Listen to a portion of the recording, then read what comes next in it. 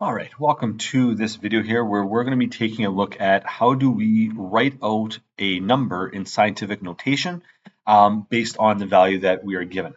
Now, just a reminder that scientific notation is used to write out really big or really small numbers in a more manageable form, which helps us to recognize what that number is without having to write out all the extra zeros on there. A lot of numbers that you're going to see that are really big are going to be rounded, so they're not going to be exact, not going to be a number in every single place value.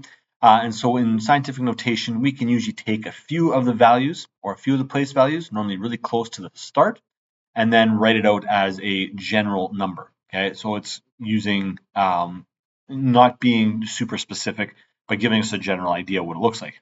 So here we have the number. I'm not even going to try to pronounce this here. It's a really, really big number. Okay, 70 something. We got thousand, million, billion, trillion, quadrillion, 70 quadrillion, somewhere in that neighborhood. So we have about 70 quadrillion, 246 trillion, and then a bunch of zeros afterwards. How do we write this out in scientific notation?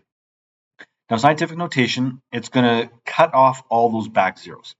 So we have to figure out how many zeros we have and where that place value is. The first thing we're going to do is we're going to envision that we have that decimal place there at the end, and we are going to move that decimal place all the way to the front right after the first digit. So there we go. We move the decimal place over. And now how many places have we moved it over? Well, if we count up all the zeros, we have 3, 6, 9, 12, and 15 plus 1 is 16. So we've moved it over 16 spots. So therefore we're going to use 10 to the power of 16 as our base 10 that we're using. Okay, 10 to the power of 16. Now to write this out here. Well, we're going to get rid of all those extra zeros. There we go. Okay, and we don't need that comma there, so let's get rid of that comma as well. And so we're left with 7.0246. This is just the general number where we have kind of a number in the ones column and then some decimals after.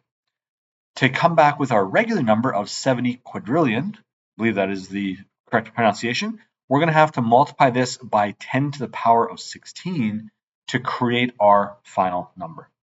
So 7.0246, okay, a zero can be in there, just not the trailing ones, times 10 to the power of 16 gives us our answer in scientific notation. Now, it's probably not an exact number when we're getting this, but it's going to be something really close to what we're trying to deal with, and it represents the magnitude of the value because it's given in scientific notation there. All right, I hope this helped you. Thank you for watching. All the best as you work through any questions you might have.